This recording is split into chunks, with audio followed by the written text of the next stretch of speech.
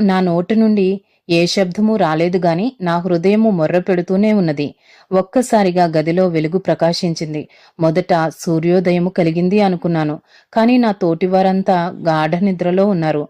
ఆ వెలుగు అంతకంతకు ప్రకాశమానమై మహిమతో నింపబడింది. నా హృదయ భారము అంతర్ధానమయ్యింది.